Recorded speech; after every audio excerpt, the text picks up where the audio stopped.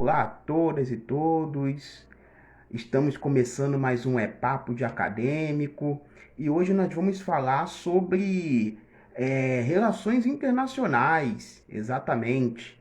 Hoje nós vamos ter aí um convidado muito gente boa, um amigo de longa data e vamos bater um papo e entender um pouquinho o que é as relações internacionais, o que que ela trabalha, né? Porque a gente vê na televisão a questão de diplomacia, a gente vê tanta coisa, mas o que de fato é isso, né?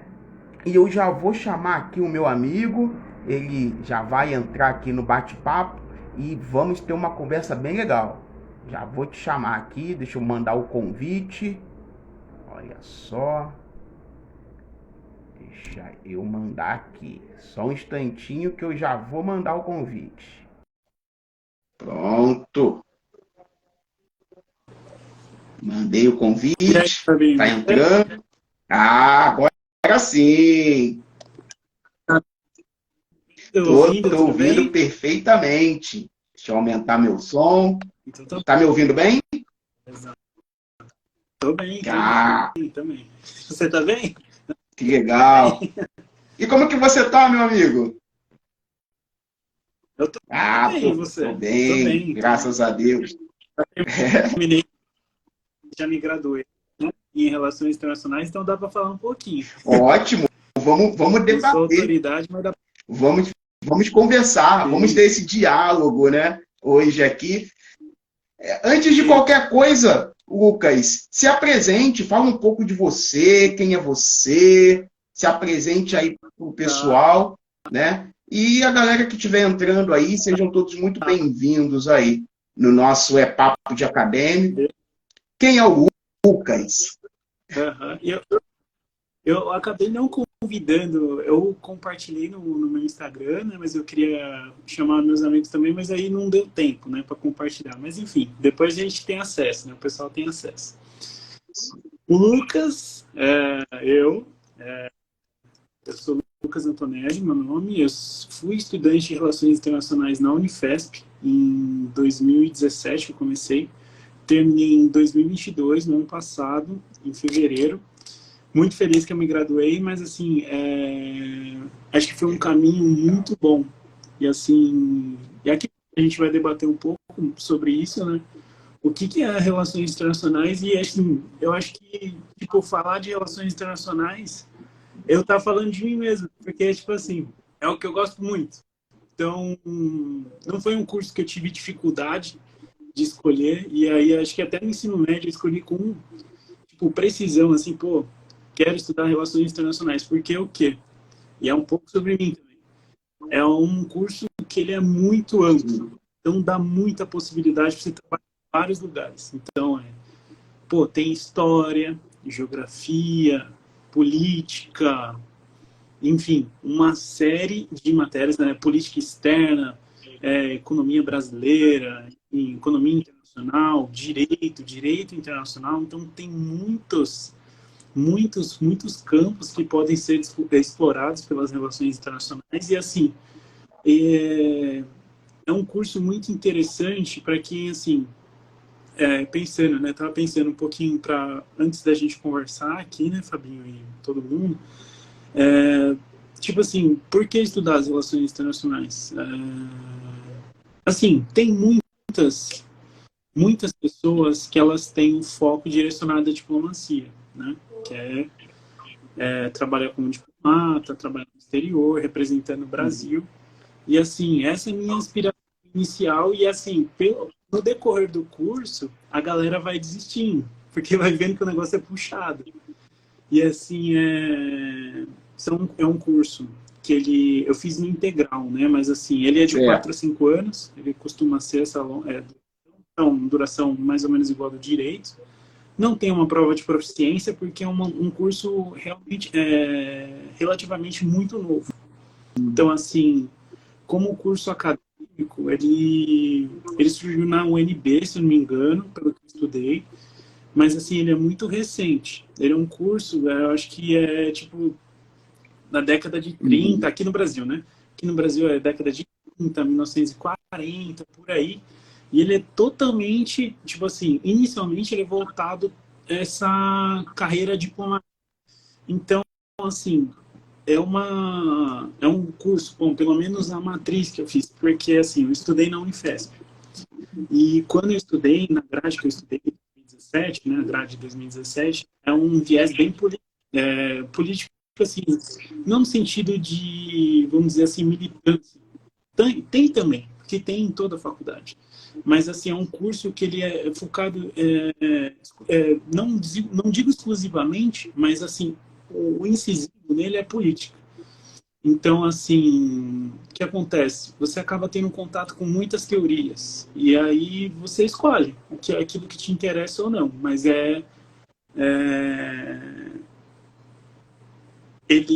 a formação do curso, vamos dizer assim, se você pensar nas profissões antigas e de hoje, é uma formação para você ser um diplomata, no curso que eu fiz, então para você ser um político, uma pessoa política. E assim, é muito versátil, porque você ser político é essencial para o mercado de trabalho, em qualquer lugar, né? Qualquer lugar que você vai trabalhar ou viver, você tem que ser político. Porque assim, você não vai ganhar tudo.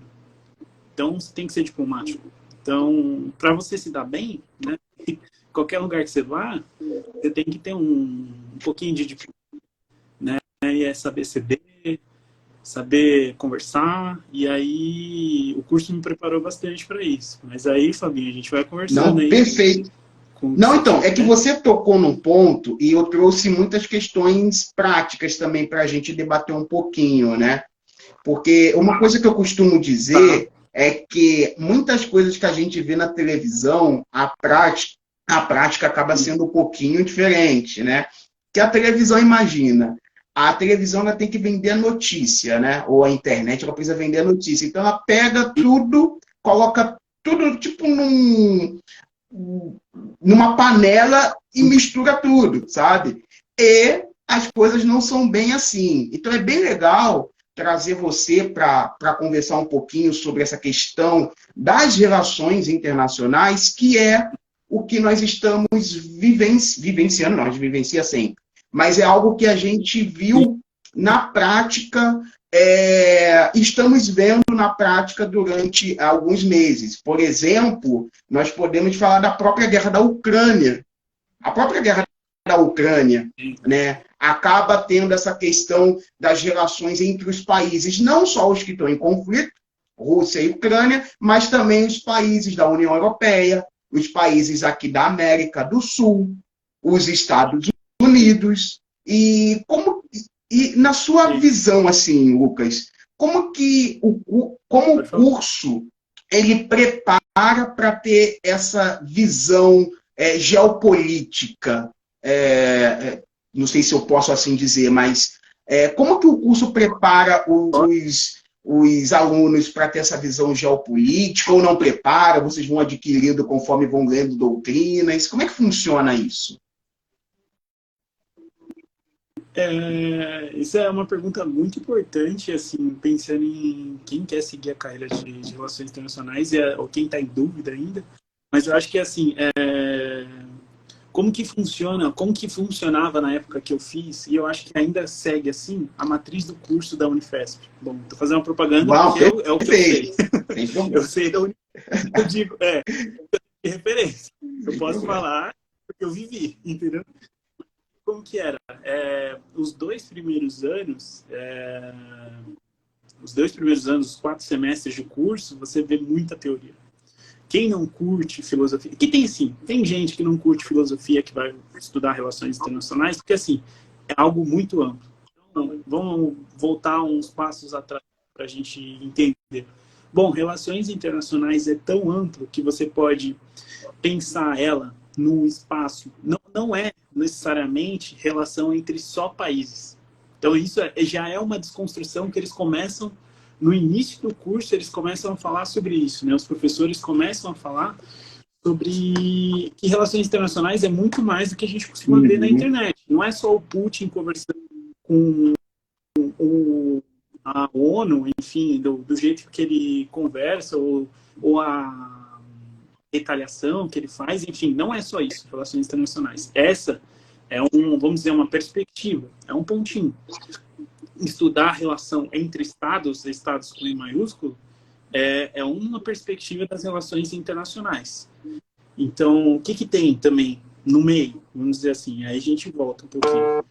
Tem relação entre indivíduos, entre empresas, entre organizações não governamentais, e todos esses indivíduos, eles se relacionam entre si, né?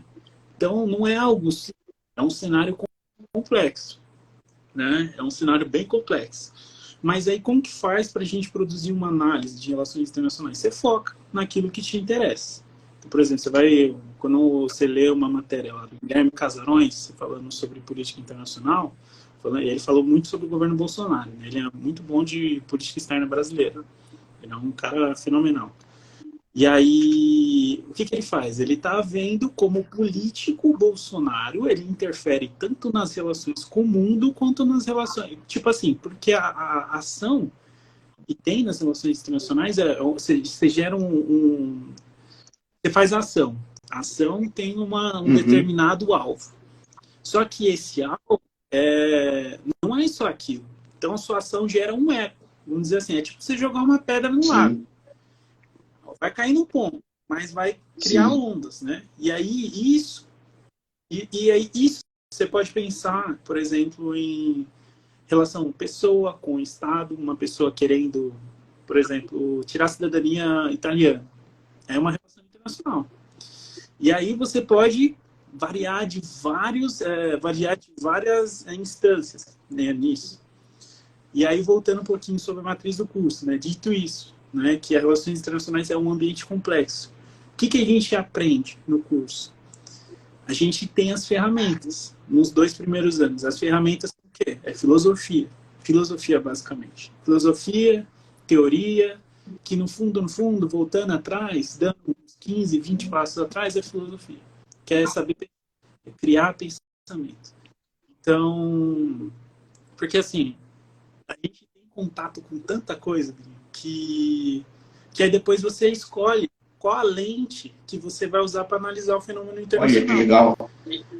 E tem então, é muito bacana, porque assim, você pode enxergar, você enxerga o fenômeno internacional, um fenômeno, uma ação internacional, com a lente da economia, com a lente do direito, com a lente da política, com a lente, enfim, da fala, tem análise do discurso. Então, a gente tem tudo isso no curso. E no início, é basicamente filosofia. A gente volta para estudar, Maquiavel, filósofos gregos, Kant, sabe? E todos esses autores, eles não estão pensando só em relações internacionais, eles estão escrevendo sobre tudo.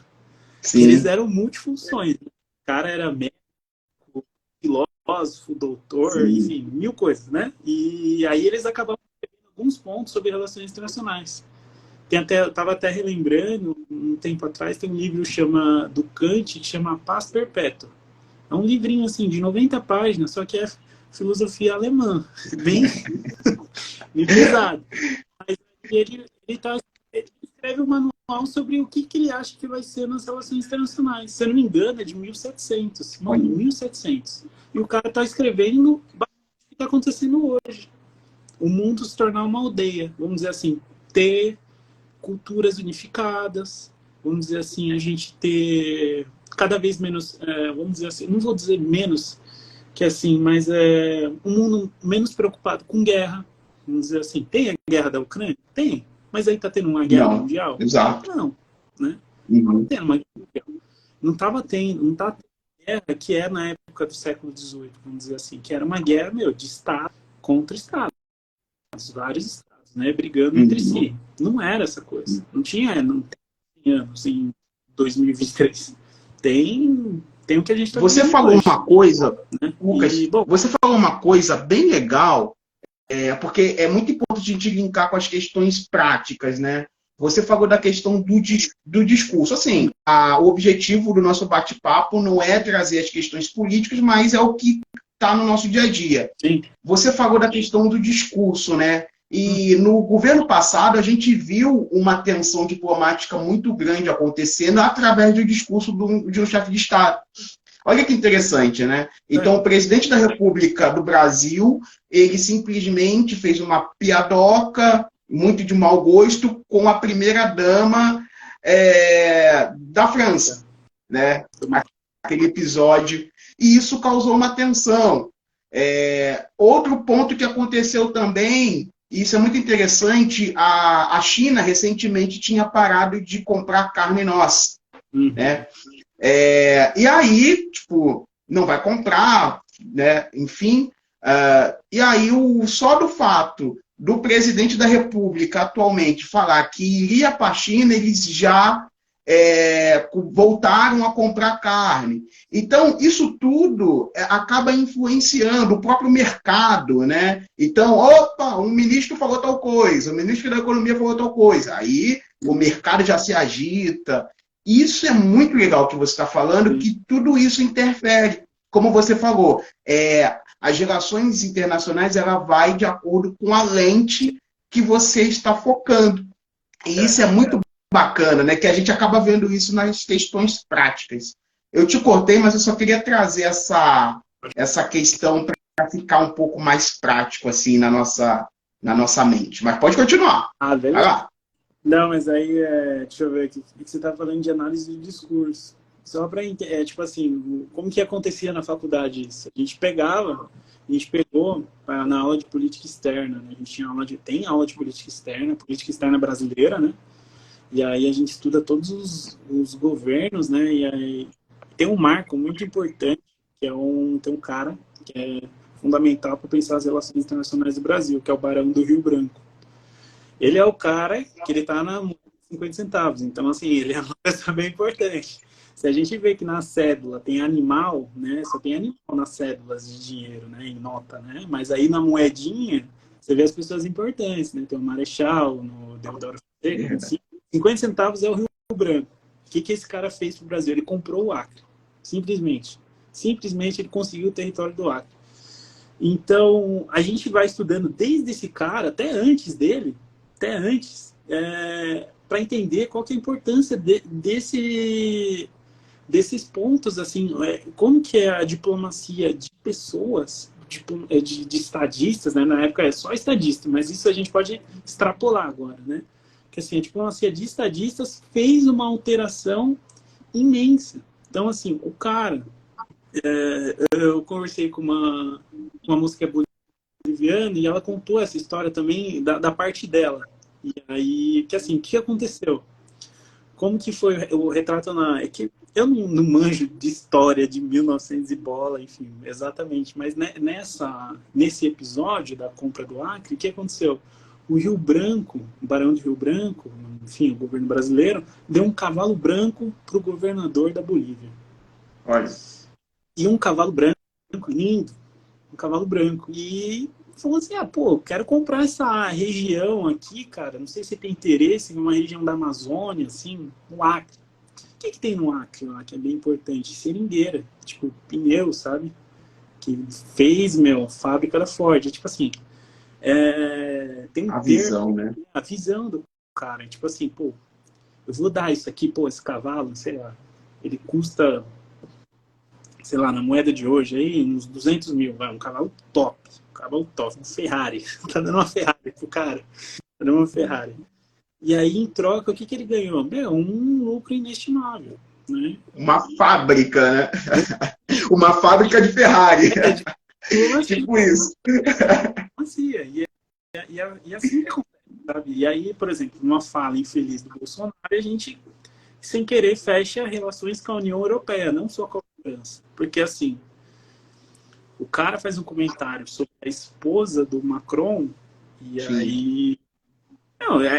eu não tô falando nada de política, não tô falando nada de defender, eu tô analisando a ação do cara.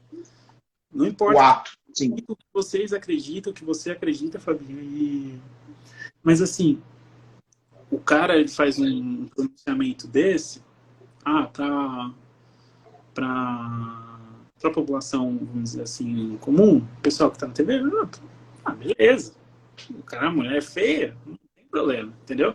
Mas aí qual que é o impacto diplomático, né? Pô, o Macron vai falar, meu, com quem que eu tô lidando? O cara tá falando da minha esposa, o que que minha esposa tem a ver com a França? Sabe? Tipo, ela é minha esposa, mas assim, o que passa na cabeça desse cara para ele fazer esse comentário sobre a minha esposa? Ele não tem um mínimo de, vamos dizer assim, finesse, vamos dizer assim, para deixar educado, né? Vamos dizer assim. Porque, e aí se fecha oportunidades, né? Se fecham portas, né? Sim. E aí, agora, o que acontece? Pensando nas relações internacionais, o Brasil, durante o governo Bolsonaro, o que aconteceu? Ele estreitou laços com aliados importantes. Ele se fidelizou aos Estados Unidos, vamos dizer assim, né? É bem importante ter aliança com os Estados Unidos, né? Se fidelizou com alguns governos também que são de extrema direita na Itália, em Israel. E aí você consegue, onde você consegue ler isso? Análise de discurso, de novo, voltando. No plano de governo. Quem que lê plano de governo dos governantes antes dele estar em candidatura? A gente dá uma listinha. Aí a gente foca em relações internacionais, mas a gente lê tudo. Exato. E aí, estudam, né? Estudam essa... Isso, tem que estudar, porque aí é uma previsão do que vai acontecer. Sim. O que o cara tem de material? O que tinha o material do Bolsonaro antes dele entrar no governo? Pô, algumas falas infelizes no Congresso, né? Falando sobre a Maria do Rosário. Cara. E aí a gente vai construindo, tá, beleza. Enfim, ele deve ter um corpo de profissionais muito bons para assessorar ele. Tem, com certeza deve ter. Mas mesmo assim, acabam acontecendo deslizes. Porque assim, não tem como você proteger a pessoa 100%. O cara é um líder. Ele tem que falar com autonomia. Ele representa uma nação inteira. 200 e tantos milhões de brasileiros, né? Então, o peso da palavra dele, apesar dele não... Eu não sei se ele sabe da consequência disso e do peso, ele está falando por 200 milhões. Não é só da direita. Ele está falando por direita e esquerda. Esse é um dos debates que a gente tem. Debate sobre democracia. Quando você tem democracia, você é governo de todos. Você é governador de todos. Não é governo só da direita.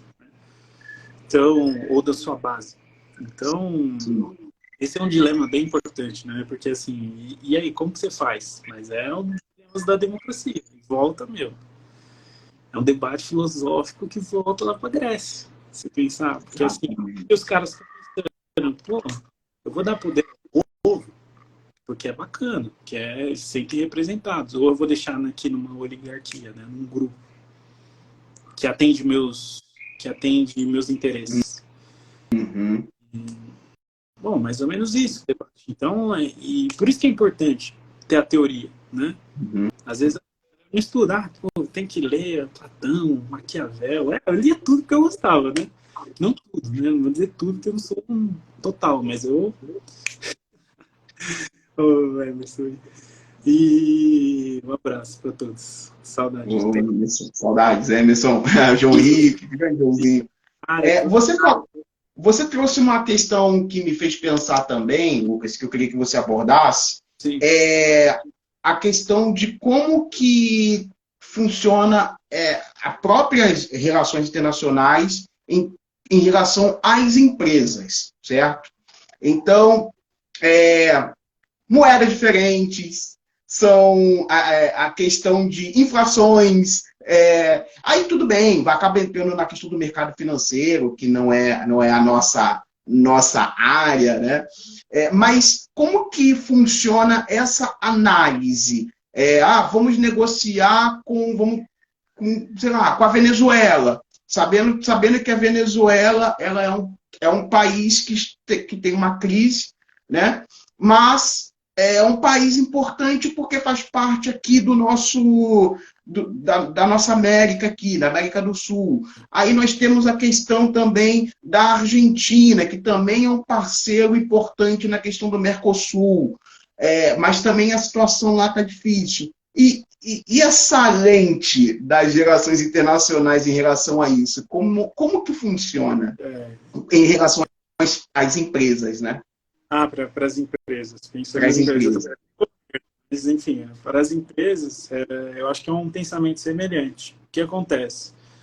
A empresa, ela tem uma filosofia, tem um lema, tem uma missão, os valores dela, e, enfim, que acabam ditando, e que é a cabeça do dono, vamos dizer assim. Ela tenta transparecer o que é a cabeça do dono da empresa enxerga como importante. E aí ela pode optar por se relacionar com quem ela se interessa. E aí ela tem que entender e estudar, né, vamos dizer assim, o risco político, né, que você se relacionar desses países, o risco financeiro, né, que é um risco econômico financeiro, porque são países que, vamos dizer assim, atualmente eles estão com a economia frágil, Sim. principalmente a Argentina, né? Pensando, por exemplo, que a matriz, vamos dizer assim, o sistema, pensando as relações internacionais e como que está o paradigma hoje, assim, os Estados Unidos é o ator hegemônico. Pensando, esse é um jeito de enxergar como um ator, porque assim, a moeda que é do mundo, a moeda das transações internacionais é o dólar, que é. Dólar, sim. Então, tem que pensar em tudo isso. Pô, qual é o risco de eu me relacionar com a Venezuela? O que pode... Isso para todos os países, não só para a Venezuela. E aí o que acontece? Os países têm mais... As empresas têm mais relações com aqueles países que dão menos risco político, menos risco de perdas financeiras. Então, são países que são, vamos dizer, confiáveis. Confiáveis, né? Pensando assim, pô, a Argentina acabou de entrar um governo que é centro-esquerda e as empresas fazem essa análise, né? E pagam, eu espero que profissionais de relações internacionais para fazer essa análise, né? Que são os mais capacitados. Por favor, né? Meu currículo é... Por favor, importantíssimo. É uma análise estratégica, geopolítica. Então, assim, é o que as empresas deveriam estar procurando agora são funcionários que têm formação de relações internacionais, puxando a sardinha para o meu lado. Lógico, porque assim, eu acho muito importante. É muito importante ter uma pessoa que tem noção desses campos, né? Ter pelo menos a ideia de que isso interfere. Pô, e o cara vai pensar, pô, e o direito internacional, pô, acontecendo isso na Venezuela, o que pode acarretar para a imagem da empresa no Instagram, ou enfim, porque tem tudo isso, na empresa tem marketing, tem financeiro, contabilidade, compliance, então tudo isso também vai, né? Como que é o marketing, que propaganda de marketing eu vou pensar para mostrar que a empresa X está investindo, está tendo relações com a Venezuela, por exemplo. Como que os outros países se relacionam com a Venezuela? O que eles entendem da Venezuela? É um risco. Então, você pode se relacionar com qualquer um. E aí, assim, só para entender, colocando num ponto prático, assim, vamos dizer assim, na ONU, o que acontece? A relação dos países, a gente estudou um pouquinho isso. É reciprocidade entre os países. Então, assim, se você dá você recebe de acordo com aquilo que você deu. Às vezes até mais, né? Ou menos, enfim. Mas, assim, a reciprocidade é uma coisa que está na diplomacia, mas também pode pensar até em relação de pessoas, né? Sim. A reciprocidade. E aí, o que acontece? Quando o que costuma acontecer? Vou dar um exemplo prático. A China tem o governo de Taiwan, que é uma parte separada da China, que foi um governo britânico, enfim, é uma área que ela é de grande interesse internacional, que tem muito desenvolvimento tecnológico em Taiwan. Mas aí o que acontece? A China República Popular da China, não sei o nome exatamente, enfim. Ela não entende, ela entende Taiwan como um território da China. E Taiwan se entende como independente. Não vou entrar no quem está certo, quem está errado, enfim, cada um tem o seu lado. Mas aí o que acontece? Quando um governo prefere estabelecer relações com Taiwan, a China fecha as portas. Porque assim, como assim você está fazendo relação com Taiwan e não está fazendo com a China? Então, tu não me interessa. Entendeu? Então, a empresa, quando uma empresa vai fazer uma escolha dessa, todas as escolhas são políticas. Tudo que a gente vai fazer é política, é um ato político. Fala, enfim, escolher. E aí, quando uma empresa escolhe, pô, vou investir na China, ou vou investir em Taiwan, saiba o que você está perdendo, né? Tem que ver, e a gente vê até a economia, tipo, até o conceito básico de economia. Isso eles chamam de trade-off, é uma escolha. Que basicamente é uma escolha. Trade-off é a escolha. Vamos lá, desconstruindo a economia. É uma escolha. Uma escolha, a escolha é política. Você tem ganhos e perdas. Se eu escolher isso, eu perco o quê? Se eu escolher me relacionar com Taiwan, eu vou perder o quê? Vou perder a relação com a China. E pode ser com os aliados da China também, né, no sistema internacional, nas relações internacionais. Ou se eu fizer relação com a China, o que eu ganho? O que eu perco? Tem um caso que o professor... Isso era para contar esse caso, né? Toda essa contextualização para contar esse caso. Teve um momento que... Eu não sei se o Paraguai ainda mantém relações só com Taiwan ou com a China, mas o que acontece? Taiwan optou por Taiwan. Paraguai optou por Taiwan. Eu suporto a causa do Taiwan. Eu amo Taiwan. Ele optou ter relações com o Taiwan. E aí o que aconteceu? Perdeu o mercado da China. Simplesmente um dos maiores mercados consumidores do mundo. Então, dá para você ter relações com a China e com Taiwan? Dá. Saiba conversar. Tudo é possível.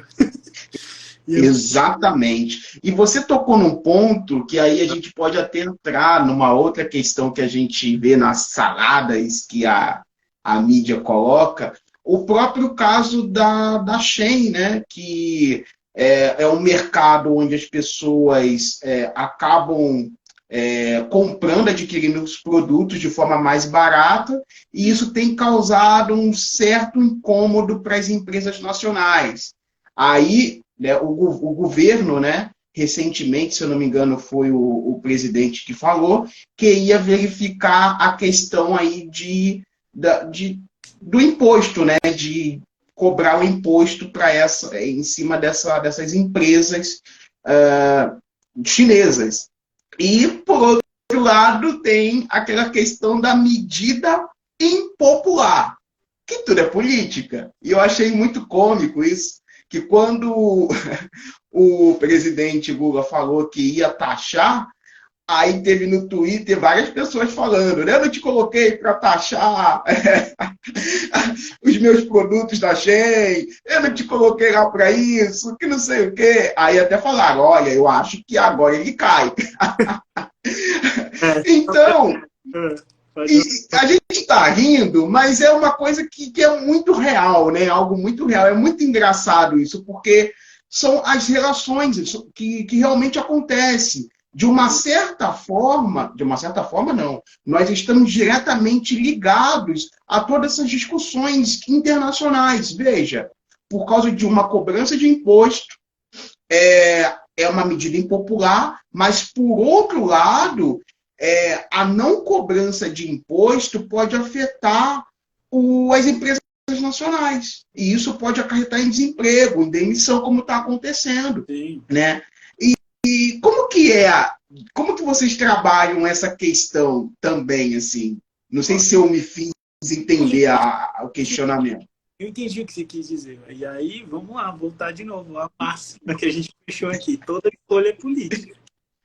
E aí, por exemplo, voltando para a eleição, pensando no Lula. Pensando no modelo entre Lula e Bolsonaro. Uma reeleição do Bolsonaro ou o modelo novo do Lula.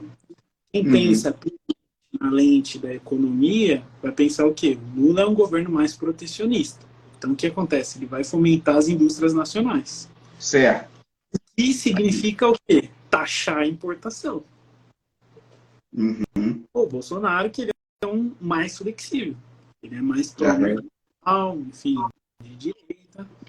Então, ele vai flexibilizar isso. Tendo menos imposto, melhor. É uma das escolhas políticas. Aí, nessa ótica, é isso. E aí, voltando nesse caso da Shein.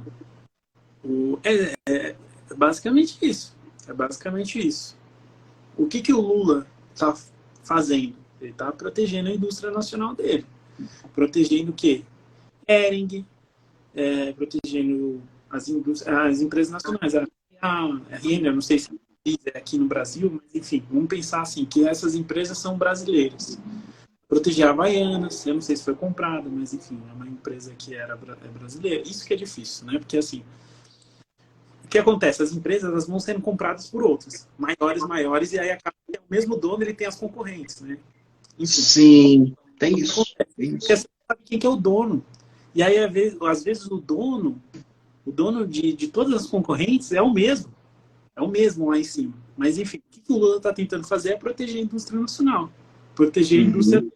Então, assim, em vez de você comprar da Shein, que é vamos dizer assim, a matriz dela de produção de tecido é na China, você vai ajudar o Brasil.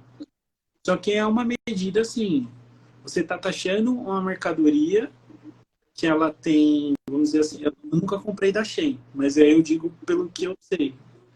É uma roupa boa, não é? Não é a marca Shein. E que é Shein, não sei, eu não sei o nome exatamente. Mas tudo bem. Brasileira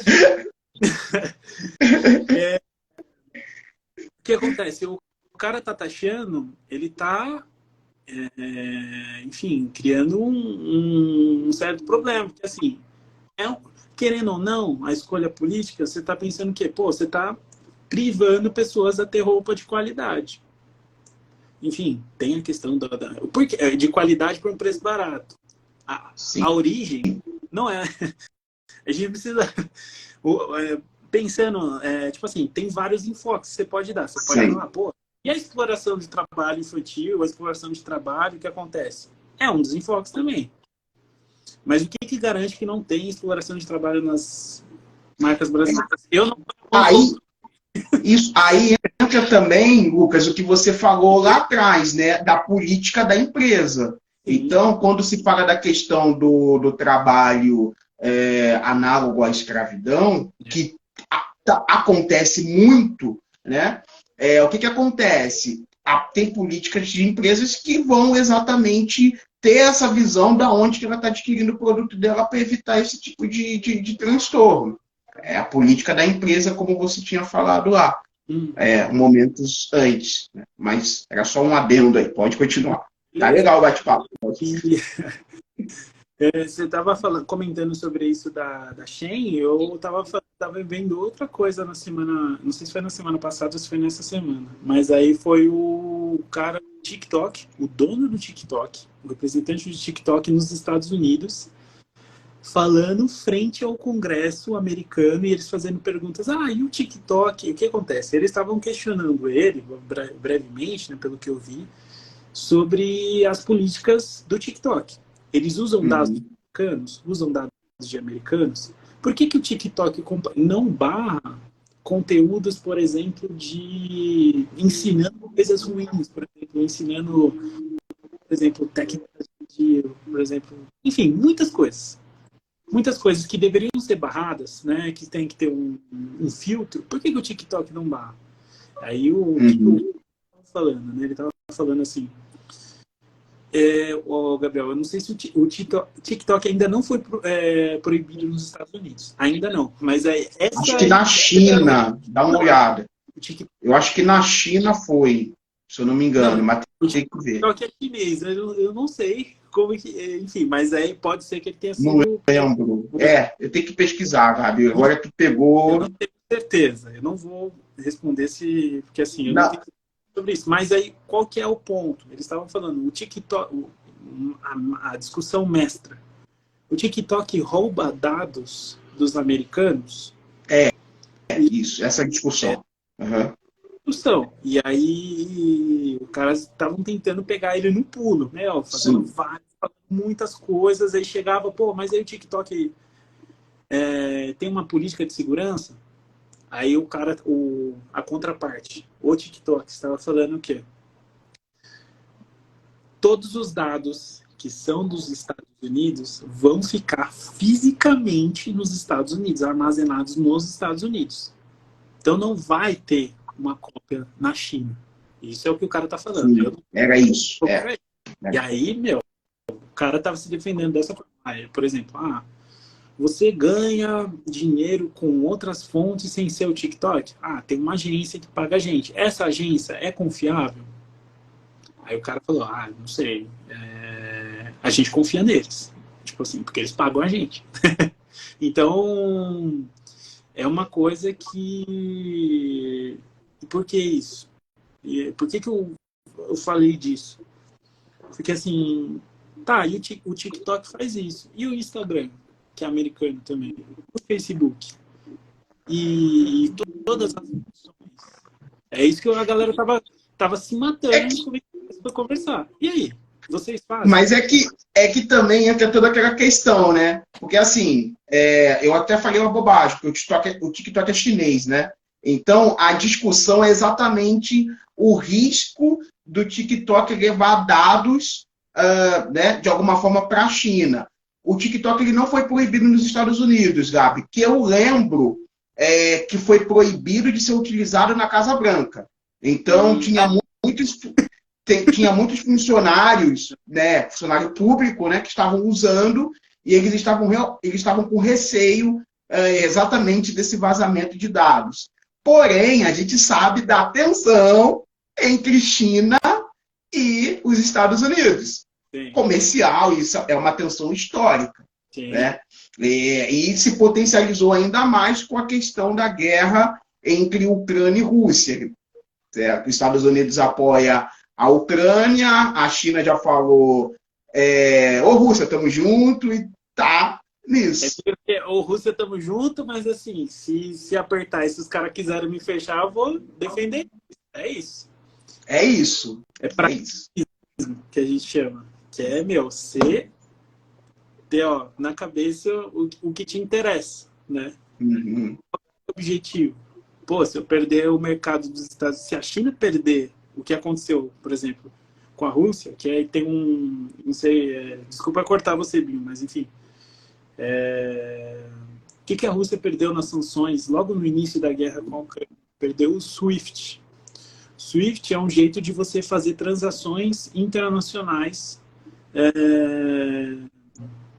do seu país, fazer ou receber. Então, assim, dinheiro não chega pelos meios tradicionais na Rússia, que é o SWIFT. É uma rede bancária. Eu trabalhei com financeiro também. Aí eu sei um pouquinho Legal. Mas aí o que acontece? O SWIFT é uma forma de você rastrear o dinheiro, a entrada e a chegada. Vamos dizer assim, a entrada do dinheiro. Que banco que ele passou? De onde que ele vem? Para onde que ele vai? Qual é o banco intermediário que está no meio? Porque assim, imagina, quando você vai fazer uma transação internacional, sei lá, $50, não vai você pagar $50 no caixa eletrônico e o cara vai vir uma pessoa, vai pegar na mochila, colocar e atravessar o mar e vai colocar lá. É digital, tudo é digital. Sabe isso? Pô, o que acontece? O Swift, ele rastreia tudo isso. A pessoa deu R$50 aqui, saiu da conta. Então a gente pode pagar aí. Qual que é o banco intermediário? O banco intermediário faz o trânsito do dinheiro. Aí, por exemplo, tinha na empresa que eu trabalhava, enfim, não precisa entrar em mérito, mas a empresa mandava dinheiro para o exterior, para uma empresa na Europa, que era de carro. A gente pagava para o banco desconta da nossa conta o câmbio, e aí tem um banco intermediário, no caso era aquele JP Morgan, um banco americano de confiança, enfim, milenar, sei lá quantos anos que tem, enfim, mas ele é centenário, pelo menos, eu acho. E esse banco garante que o dinheiro saiu e chegou lá na conta. O cara pode tirar que chegou na continha dele. Então, assim, é um sistema de verificação, tipo no WhatsApp lá, que tem 12 etapas, sei lá, mais ou menos isso. Então, em contrapartida, houve também aí uma dificuldade, né, dos países da União Europeia, por exemplo, principalmente a Alemanha, de consumir o gás que é produzido, né, que passa pela Rússia. Né, e teve essa crise, né, a reciprocidade, então, foi, né, bem grande ali, né? Então, beleza, então a gente não vai dar, então vocês não vão se aquecer no frio. Tá bom? Meu gás não vai para vocês. Exatamente, então teve essa questão aí também, né? Que é exatamente o que foi no decorrer do bate-papo. Olha quanta coisa, né? Que tem em tudo isso. É muito legal, muito bacana. E aí, você pensar, por exemplo, a questão geopolítica, né? O gás, assim como o petróleo, é um recurso estratégico para todo mundo. Então, quem tem gás, quem tem petróleo, tem poder. Tem poder. Porque assim, se ele falar assim, pô, não vou mais exportar barris de petróleo, o que acontece? O mercado, né? Que o mercado eles entendem como uma pessoa, né? O mercado fica maluco. Aumenta o preço de tudo. Não deu nem tempo. O cara fez uma. Pô, ele pensou e falou numa coisa assim, pô, acho que eu vou fechar, hein? Acho que eu vou fechar. Aí o mercado tá maluco. É isso. Esse é o poder. É tipo assim, eu gosto, pra você ter ideia, Bia, eu gosto de acompanhar a política pelo Twitter. Eu sigo todos os, vamos dizer assim, funcionários, governantes importantes. Legal. E aí, por exemplo, o cara faz uma... é instantâneo. O cara manda um tweet, por exemplo, até pensar as relações internacionais não só de governos, mas é pensar como pessoas-chave em empresas. O Elon Musk manda um tweet. Manda assim, pô, vou comprar Bitcoin. O Bitcoin ganha muito preço. Porque assim, pô, se o cara tá comprando, ele é o Elon Musk, ele tem tudo aquilo que ele tem a Tesla, ele faz o foguete da ré, ele faz o foguete pousar. O cara fez tudo isso. Se ele tá comprando Bitcoin, eu vou comprar também. E aí, porque o negócio é bom, né? Um tweet do cara. Então, assim, como... Verdade. Né? Tipo assim, uma pessoa faz a diferença em tudo, né? Muito louco. Muito louco. E aí, vários campos pra você estudar, cara. Legal. E diálogos entre direito e relações internacionais, a gente falou de relações internacionais, mas tem tudo a ver com direito também, cara. E eu tenho interesse. Nossa, tudo! Não, mas a gente sim. Penal, sim, tudo a ver. E eu tenho interesse também. E aí logo, não digo quando, mas eu vou fazer direito. Faça, vai apenas aprimorar, né, o seu conhecimento. Porque quando a gente fala da questão aí do direito internacional, recentemente nós podemos pegar o caso de estupro do Robinho. Né? Ele foi condenado na Itália, na Itália, veio para o Brasil, e a Itália pediu a condenação dele. Falou, Brasil, e aí? Me ajuda?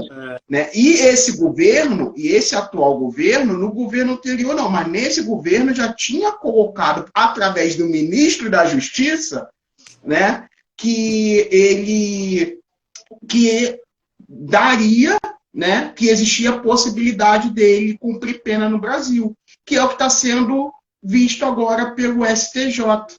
Né? Então, é tudo a ver com uma questão de um cenário também político. Né?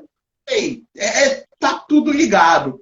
Luquinhas, o papo está muito bom, mas já estamos nos encaminhando para as 9 da noite e podemos ser derrubados a qualquer momento. Corta, corta. E eu gostaria que você desse aí, eu gostaria que você desse seu destaque final. O bate-papo foi muito legal, adorei. O Gabi fez uma piada aí, mas eu não consegui ver, né? O Gabi Fazer tem que direito, fazer tem que direito. fazer errado, cara. Tem que fazer direito. Ah, tem que. Ah, né? É, tá. Trocadilho do carinho, como dizem. A piada clássica, né? Mas tudo bem, sem problemas. Mas eu queria que você desse seu destaque final. Eu agradeço por você ter vindo bater um papo conosco.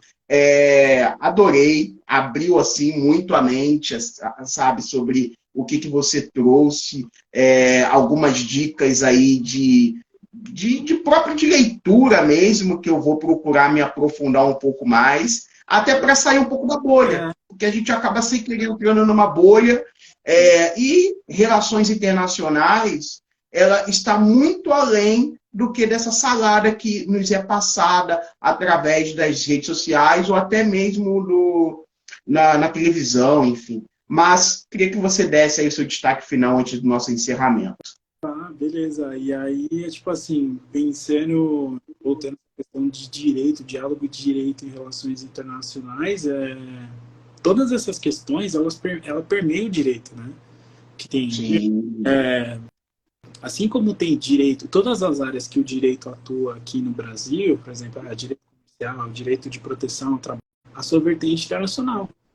Então, sim, só para ressaltar, né, que às vezes não fica tão claro, por exemplo, para vamos dizer assim, quem não estuda tanto direito, ou não tá a caminho de estudar direito ou relações internacionais, fica um pouco distante a fala. Mas aí tá tudo interligado. Por exemplo, em organizações internacionais, se for pensar, pô, tem uma Organização Internacional do Trabalho.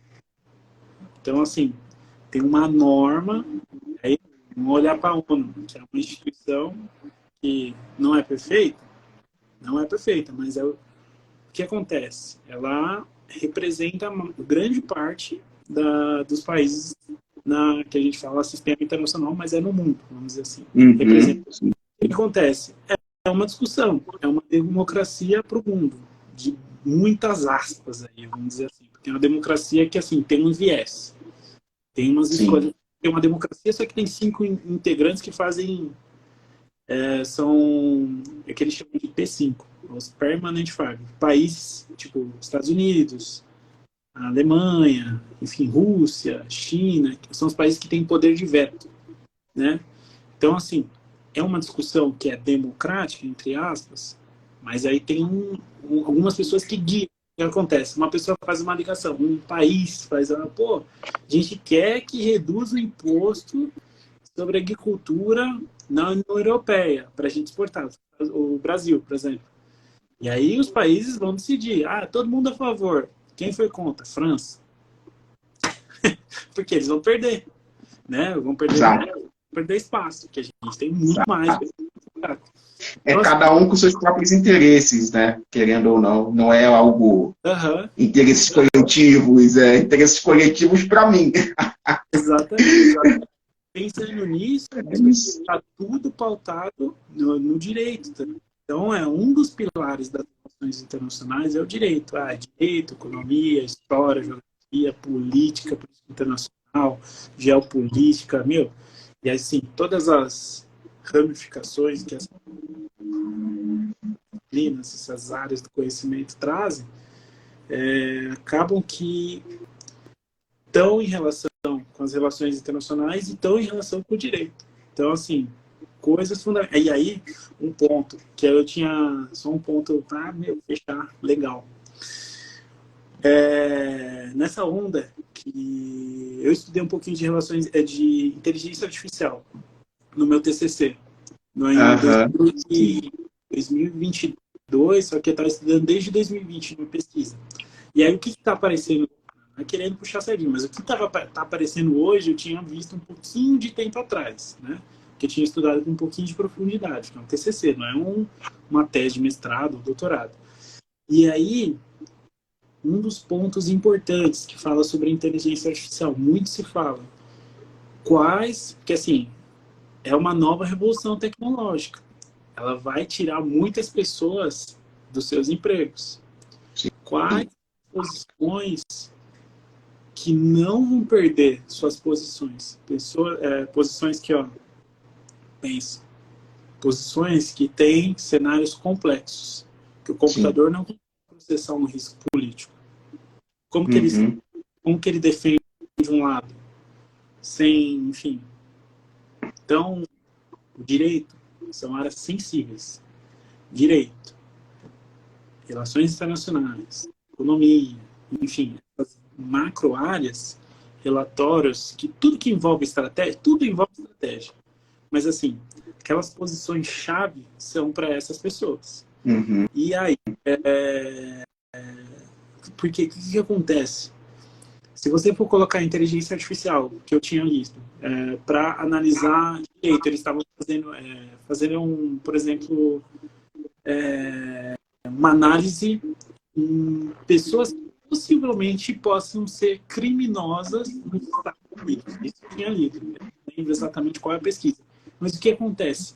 A inteligência artificial acabava reproduzindo os preconceitos do próprio país. Então, quem que era mais indicado... É tipo aquele filme que chama Minority Report.